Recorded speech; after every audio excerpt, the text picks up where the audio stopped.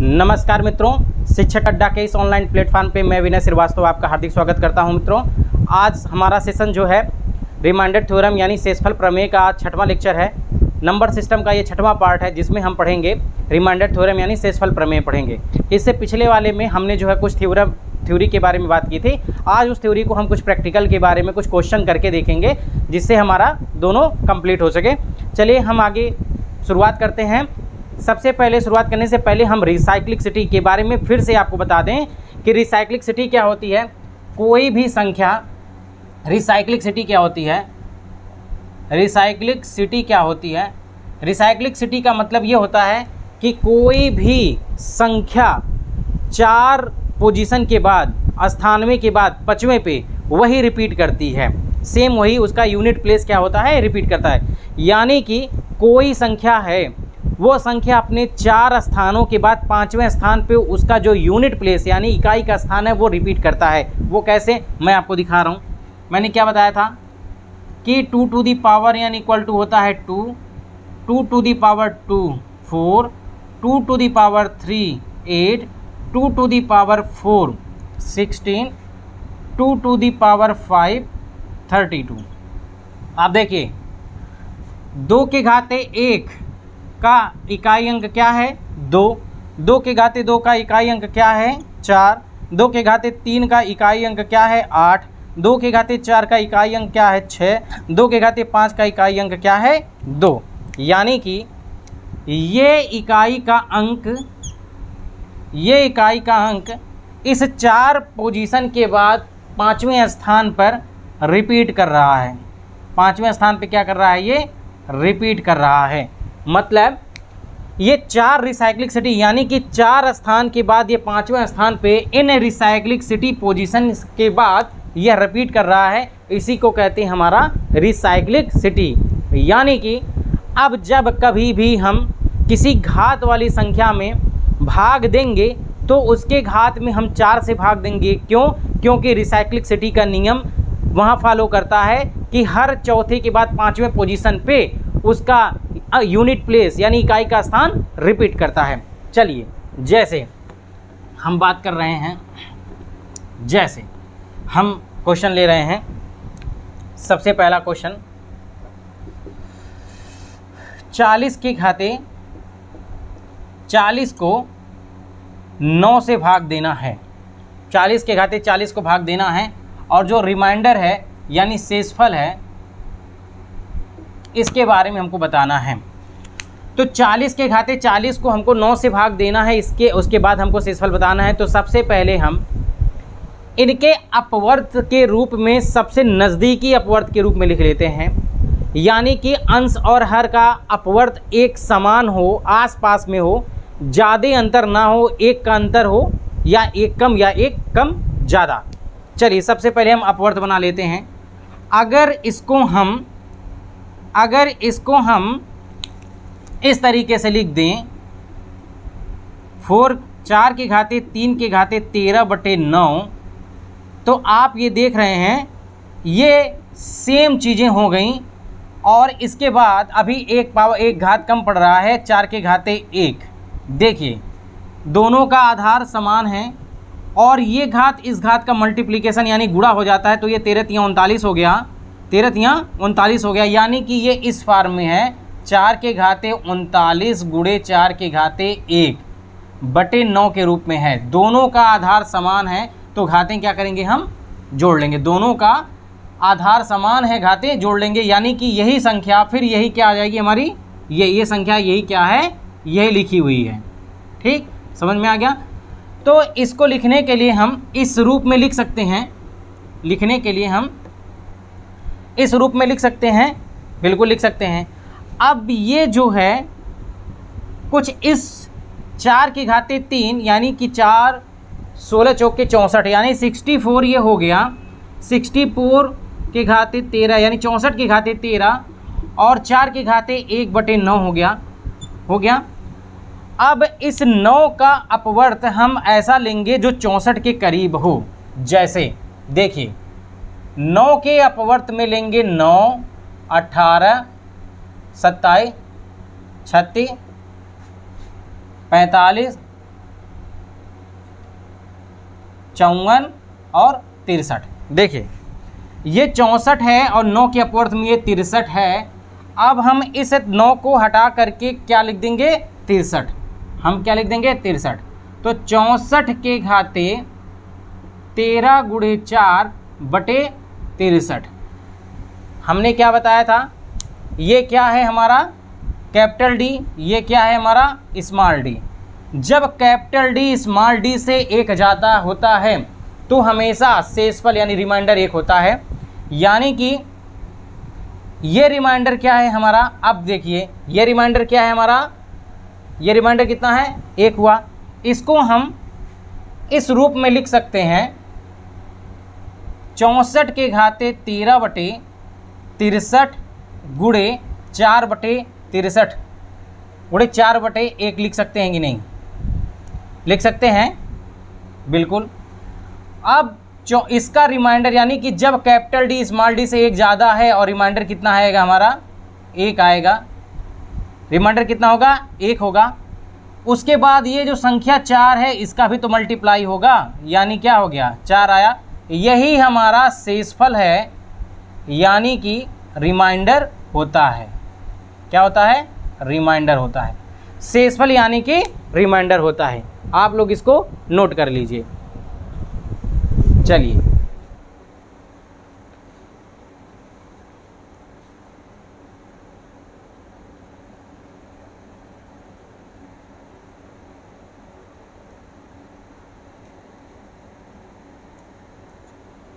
चलिए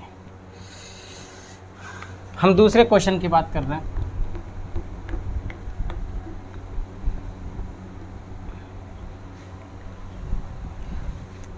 दूसरे क्वेश्चन की बात कर रहे हैं।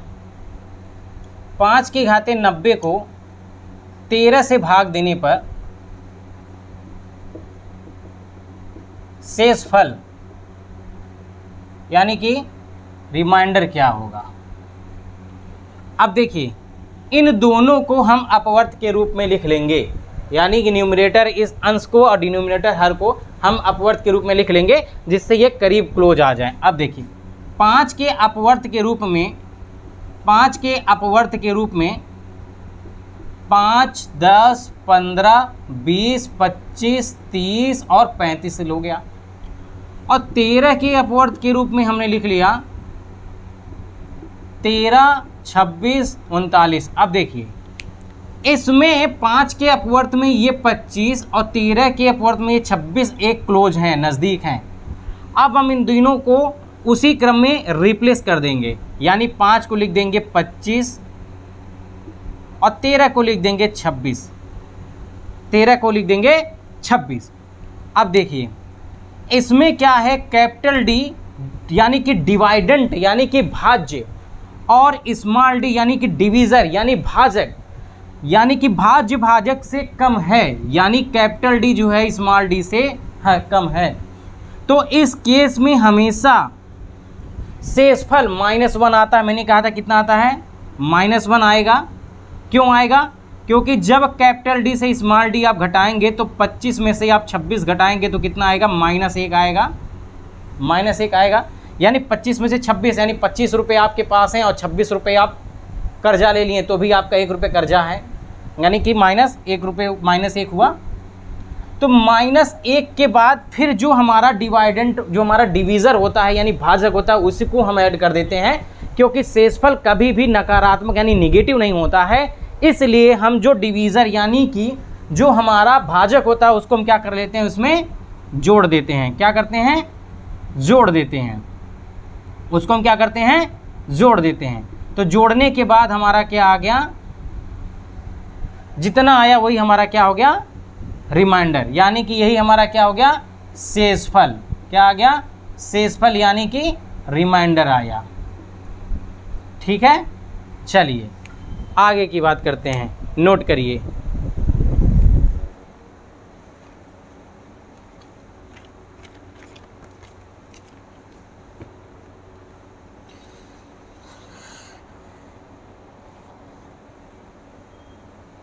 चलिए एक इम्पॉर्टेंट क्वेश्चन,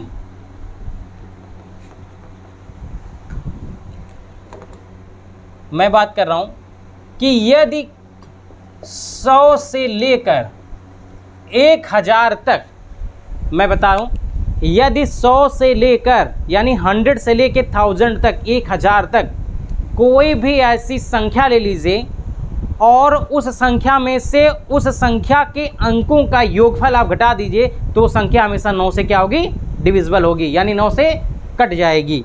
जैसे मैंने कहा 100 से 1000 के बीच में कोई संख्या ले लो, मैंने माना एग्जाम्पल मैंने ले लिया 115, मैंने क्या लिया 115। मैंने कहा इस संख्या के जितने अंक हैं उन अंकों के योगफल को इससे घटा दिया जाए। कितने अंक हैं इसमें, 3 अंक हैं, मैंने ये लिया 1, ये 3 अंक हैं, ठीक है, 3 अंक हैं। इन तीनों का मैंने क्या किया, योगफल निकाल लिया, 1 + 1 + 5, यानी कितना हो गया 7।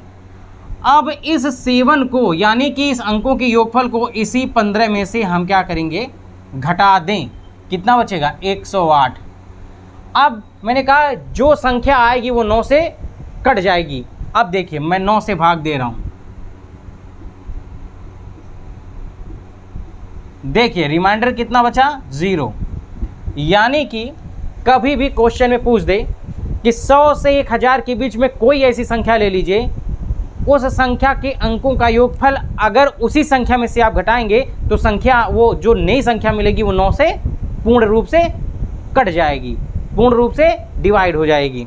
चलिए मैंने एग्जाम्पल ले लिया, दूसरा एग्जाम्पल मैं ले लूँ 117 ले लूँ, या ले लूँ 252 ले लूँ। 252 को आप ऐड करिए, इनके तीनों अंकों की ऐड करिए, यानी कितना हो गया 9 हो गया। 252 से आप 9 को घटाइए, ठीक, आप घटाइए, कितना बोला 243। अब इस 243 को आप 9 से भाग दीजिए,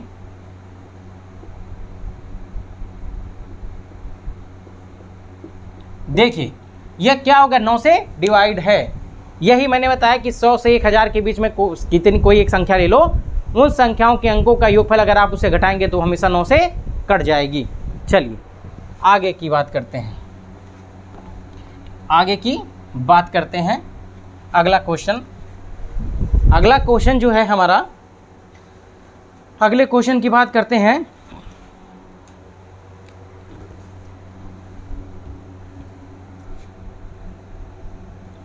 (67 पावर 67 प्लस 67 डिवाइडेड बाई 67, तो पूछ रहा है शेषफल क्या है, यानी कि रिमाइंडर क्या है। चलिए सबसे पहले मैं इसको तोड़ूंगा, दो भाग में तोड़ना है। किसको तोड़ना है, 67 टू द पावर 67 बाई 67 एक पार्ट में, प्लस दूसरा 68 है ये, 67 बाई 68। मैंने इस भिन्न को दो भाग में तोड़ दिया। अब देखिए ये हमारा किस फॉर्मेट में आ गया, ये कैपिटल डी, ये स्मॉल डी, यानी कि जो हमारा डिवाइडेंट है, भाज्य है, और जो भाजक है उससे कम है, तो उस केस में जो हमारा शेषफल बचता है -1 बचता है। मैंने बताया था -1 कैसे बचेगा, 67 माइनस 68 करेंगे तो कितना बचता है, -1 बचता है। कितना बचेगा, -1। तो ये जो है -1 बचा, फिर उसके बाद जो हमारा डिवीज़र होता है उसको हम उसमें ऐड कर देते हैं, तो हमारा कितना बचेगा 67। इसका रिमाइंडर कितना बचा 67, यानी एक पार्ट को हम कर लिए। अब दूसरे पार्ट की बात कर रहे हैं, दूसरे पार्ट की बात हम कर रहे हैं। 67 में 68 से आप जब डिवाइड करते हैं तो हमारा रिमाइंडर जो है वही संख्या आती है। तो इसको जब हम डिवाइड करेंगे तो इसका जो रिमाइंडर यानी शेषफल आएगा वो 67 ही आएगा। अब इस एक ही के दो शेषफल नहीं होते हैं, दो रिमाइंडर नहीं होते हैं, एक ही क्वेश्चन के दो रिमाइंडर नहीं हो सकते हैं। सेम उसी तरह अब दोनों शेषफल को हम जोड़ लेंगे, दोनों शेषफल को क्या करेंगे, हम जोड़ लेंगे। इसका शेषफल कितना हो गया 67 और इसका शेषफल कितना हो गया 67, दोनों को जब हमने जोड़ लिया तो आया कितना हमारा 134। अब इस 134 में हम 68 से डिवाइड करेंगे, यानी कि 68 से भाग देंगे।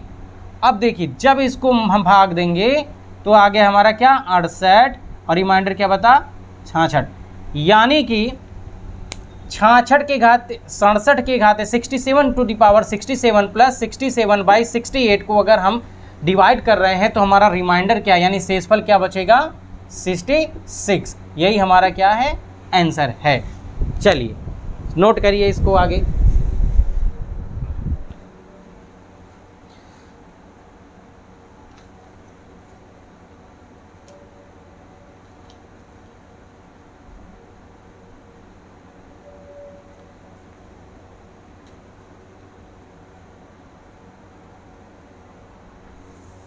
चलिए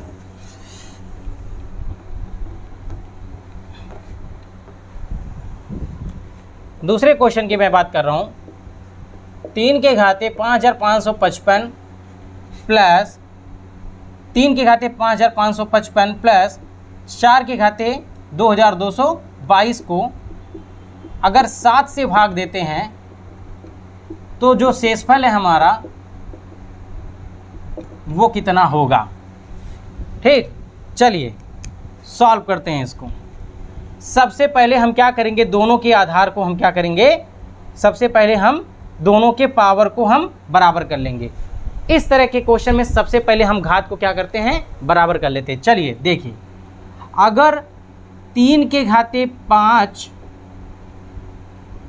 1111 हम कर दें और 4 के घाते 2 के घाते हम 1111 कर दें तो देखिए दोनों के घात बराबर हो गए।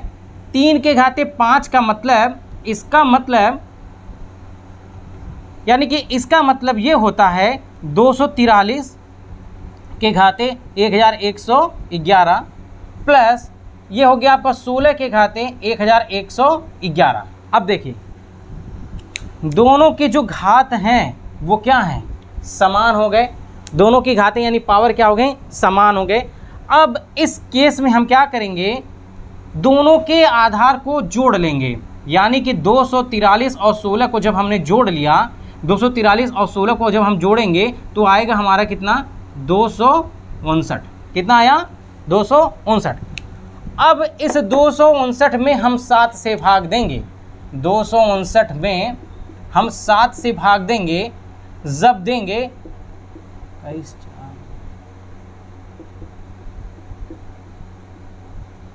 जब हम 259 में 7 से भाग देंगे तो जो हमारा शेषफल होता है यानी रिमाइंडर बचेगा, शेषफल जो होगा वो कितना होगा 0 होगा, यानी कि 0 होगा। ठीक, एक दे फिर से मैं बता दूं, 3 के घाते 5555 प्लस 4 के घाते 2222 को अगर 7 से हम भाग देते हैं तो हमारा शेषफल क्या है। इस तरह के क्वेश्चन में सबसे पहले हम इसके पावर घात को समान कर लेते हैं। पावर को समान करने के लिए अगर मैं इसमें से 5 कॉमन ले लूं, इसके घात से 5 कॉमन ले लें तो हमने 5 कॉमन ले लिया तो हमारा बचा क्या 1111। और इसमें से अगर हम 2 कॉमन ले लें, इसके घातों में से 2 कॉमन ले लें तो कितना बचता हमारा 1111। तो 3 के घाते 5 की वैल्यू 243 होती है और 4 के घाते 2 की वैल्यू 16 होती है। अब देखिए हमारे आधार अलग अलग हैं लेकिन हमारे घात क्या हैं, समान हो गए। इस केस में अब हम आधार को जोड़ लेंगे, जितना वैल्यू आएगी, जो संख्या आएगी उसको हम जितने से भाग कहेगा उतने से भाग दे देंगे, जो शेषफल आएगा वही हमारा क्या शेषफल होगा। चलिए नोट करिए।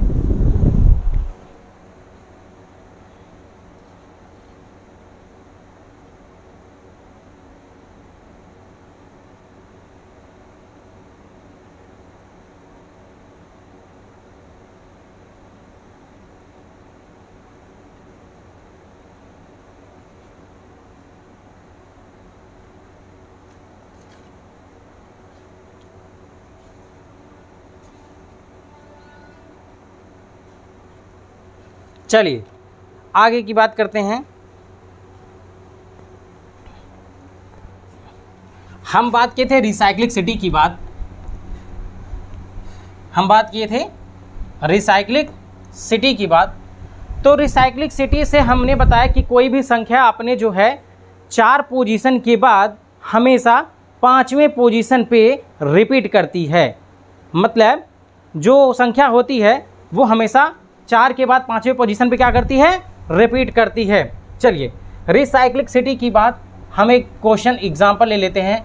5 के घाते मैं ले लूँ 55 65 ले लूँ, इसको हम डिवाइड करें संख्या मैं सेलेक्ट कर रहा हूँ 7 से। चलिए 5 के घाते 55 65 को 7 से भाग देने पर शेषफल यानी रिमाइंडर क्या होगा। चलिए 5 के घाते 55 65 को अगर हम 7 से भाग देते हैं तो हमारा शेषफल क्या होगा। इसलिए इसको करने के लिए हम क्या करेंगे, सबसे पहले साइक्लिसिटी की बात कर लेते हैं। मैंने बताया था कि साइक्लिसिटी हमेशा कोई एक संख्या है, उस संख्या का 1 पोजीशन 2 पोजीशन 3 4 यानी इस 5वें पोजीशन पे उसी संख्या का यूनिट प्लेस क्या होता है, रिप्लेस करता है। ठीक इसी तरह किसी भी संख्या की साइक्लिसिटी जैसे 5 का जो साइक्लिसिटी होगा वो कितना होगा 4, 6 का साइक्लिसिटी कितना होगा 5, यानी किसी संख्या का साइक्लिसिटी उससे 1 कम होता है। मैं कह दूं 10 का साइक्लिसिटी क्या होगा, तो 10 की साइक्लिसिटी क्या होगी 9। चलिए इस केस में हम हमेशा इस घात को इसकी साइक्लिसिटी से भाग देते हैं और जितना शेषफल बचता है उसको इसके आधार पे ले जाके लिख देते हैं, उसके बाद 7 से भाग देते हैं, तो जो हमारा जो बचता है वही हमारा शेषफल होता है। मैंने क्या कहा, इसकी पावर में इसकी साइक्लिसिटी से भाग देते हैं, यानी कि अगर हम 55 65 में 6 से भाग देंगे, 55 65 में 6 से भाग देते हैं तो आप देखिए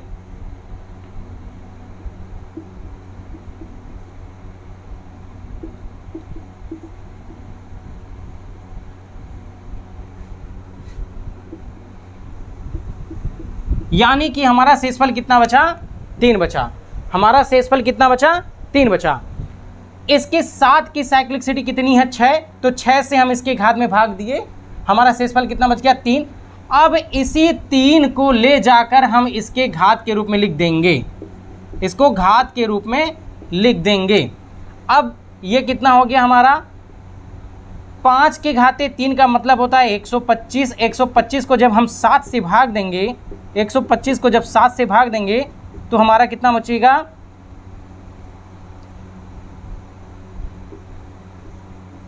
यानी कि 6 बचा, तो हमारा शेषफल कितना हो गया 6। मैंने क्या कहा कि हम इस संख्या की साइक्लिसिटी से उसके अंक में क्या करेंगे, भाग देंगे। उस संख्या की साइक्लिसिटी में हम उससे भाग देंगे, तो भाग देने के बाद जो हमारा रिमाइंडर आता है हम उसी पे ले जाएंगे, और ले जाने के बाद जब हम सॉल्व करेंगे तो उसके डिनोमिनेटर से हम उसके भाग देंगे, तो जो हमारा शेष बचेगा वही हमारा शेषफल होता है। चलिए दूसरी बात, दूसरा एग्जांपल मैं ले लूँ। एक जैसे 3 टू द पावर 18 को हम 5 से भाग देने के बाद शेषफल की मैं बात करता हूं। अब 5 की साइक्लिसिटी क्या हो गई, सबसे पहले मैं 5 की साइक्लिसिटी, तो 5 की साइक्लिसिटी जो है वो कितनी है 4 है, तो इस 4 से हम इसमें भाग देंगे। जब हम इसको 4 से भाग देते हैं तो ये कुछ भाग देंगे, तो ये हमारा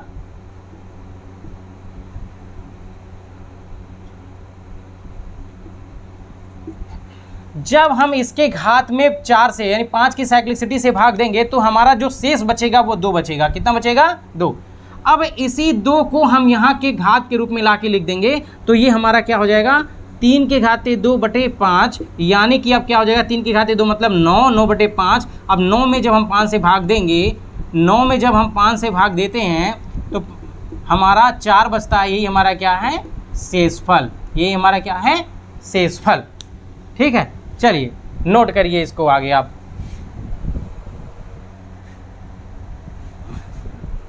चलिए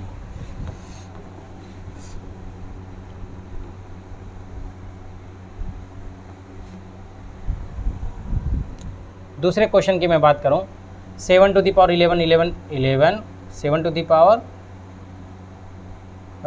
11 by 11 से मैं भाग देना है, 11 से भाग देना है। चलिए शेषफल बताना है। सबसे पहला क्या करेंगे हम? 11 की साइक्लिसिटी कितनी होती है? 10 होती है। इस 10 से हम क्या करेंगे? इसके घात में भाग देंगे।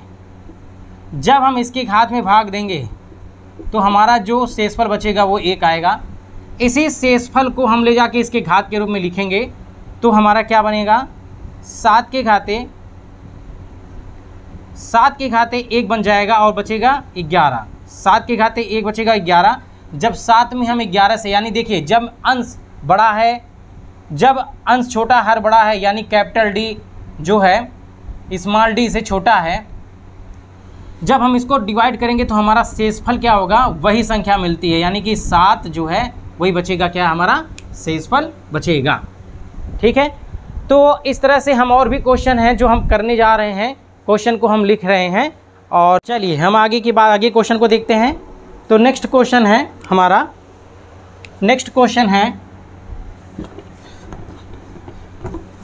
हम अगले क्वेश्चन की बात करते हैं।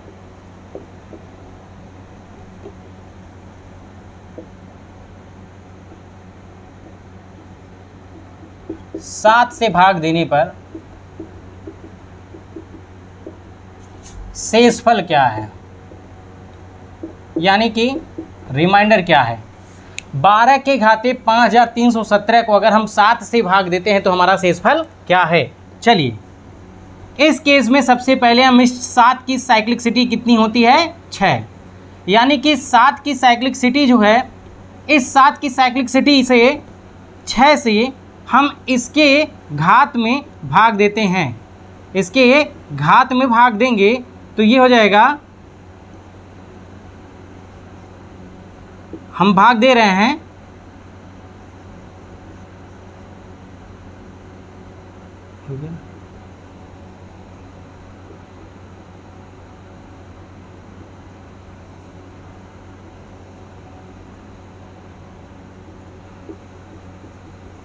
यानी कि इसकी 7 की साइक्लिसिटी से इसके घात में हमने भाग दिया तो हमारा रिमाइंडर 1 आया। यानी इस शेषफल को ले जाके इसके घात के रूप में लिखेंगे, 12 के 1 के घात के रूप में लेंगे और जब 7 से हम भाग देंगे तो 12 को 7 से भाग देंगे तो हमारा जो है बचेगा शेषफल। यानी यही शेषफल रिमाइंडर क्या है हमारा? यही मेरा उत्तर है। यानी कि सबसे पहले हम साइक्लिक सिटी को देख लेते हैं। साइक्लिक सिटी से उसके घात में हम भाग देते हैं। भाग देने के बाद जितना हमारा शेषफल आता है उस शेषफल को दिए हुए क्वेश्चन के आधार के घात के रूप में लिख देते हैं और फिर दी हुई संख्या से भाग दे के देखते हैं कि हमारा शेषफल क्या बचता है। वही शेषफल ही हमारा फाइनल शेषफल यानी कि आंसर होगा। चलिए दूसरे क्वेश्चन की हम बात कर रहे हैं। दूसरे क्वेश्चन की बात कर रहे हैं तो जो दूसरा क्वेश्चन है हमारा, जो दूसरा क्वेश्चन है वो है हमारा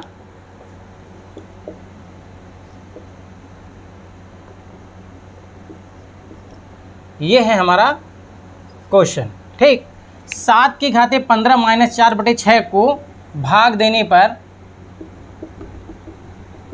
शेषफल क्या होगा, यानी कि रिमाइंडर क्या होगा। चलिए इसको सॉल्व करने के लिए सबसे पहले हम इसको 2 भागों में तोड़ लेंगे। एक होगा 7 के घाते 15/6, दूसरा होगा 4/6 के रूप में। ठीक है, तो 7 और 6, अब आप देखें यहाँ पे दो पार्ट में मैंने एक पार्ट इसमें बांट लिया, दूसरा पार्ट इसमें कर लिया। अब आप इस चीज़ को देखिए कि अगर सबसे पहले इसको हम सॉल्व कर लें तो ये क्या है हमारा डिनोमिनेटर, ये क्या है, मतलब ये हमारा क्या है अंश, ये क्या है हर, लेकिन अंश की घात के रूप में है, यानी कि कैपिटल डी जो है हमारा ये स्मॉल डी से एक ज़्यादा है। तो जब हम इसको भाग देंगे तो इसका जो रिमाइंडर शेषफल बचेगा कितना आएगा, एक बचेगा, एक बचेगा, रिमाइंडर कितना बचेगा, एक बचेगा। और दूसरा जब हम है एक बचेगा, दूसरी जो हमारी संख्या है 4/6 है, तो जब 1 - 4/6 को आप सॉल्व करेंगे तो आपका आ जाएगा -3/, आपका आ जाएगा -2/3, ये आपका आएगा 2/6, 2/3। ठीक है, समझ में आ गया। तो जब आप इस तरह से इसको सॉल्व करेंगे तो आपका दो पार्ट में आप सबसे पहले आपको क्या करना पड़ेगा, सबसे पहले आपको इसको दो पार्ट में तोड़ना पड़ेगा। दो पार्ट में तोड़ने के बाद आपको सबका अलग अलग जो है निकालना पड़ेगा। इस तरीके से जो है हमारा रिमाइंडर, इस तरीके से हम सॉल्व करेंगे। सबसे पहले इसको हमने क्या किया, इसके रिसाइक्लिसिटी से इसके घात में भाग दी, रिसाइक्लिसिटी निकाल लिया, सबको अलग अलग कर लिया। अलग करने के बाद इसका मैंने रिमाइंडर 1 पाया, दूसरे का रिमाइंडर जो है दूसरे का रिमाइंडर 4 हुआ, यानी कि अब हम इसको यहाँ इसका रिमाइंडर मिल गया और इसका रिमाइंडर हमको 4/6 का, इस 4/6 का जो है रिमाइंडर हमारा 4 मिल गया। अब इन दोनों के बीच में निगेटिव का सिंबल है, अब दोनों को इसका रिमाइंडर और इसका यानी इसका शेषफल और इसके शेषफल को लिख करके हम 6 से भाग देंगे, यानी 1 - 4/6 लिखेंगे तो कितना आ जाएगा, -3/6 आएगा, -3/6 आएगा। अब इस केस में देखिए आप, इस केस में आप देखिए कि ये जो है -3 आया है, रिमाइंडर -3 कभी नहीं होता, तो इस -3 में इसका जो डिनोमिनेटर यानी कि हर का भाग है जोड़ देंगे तो जो हमारा आंसर मिलता है वही हमारा फाइनल क्या है, शेषफल होता है, वही क्या है हमारा शेषफल है। समझ में आ गया। चलिए आगे लिखिए दूसरा क्वेश्चन।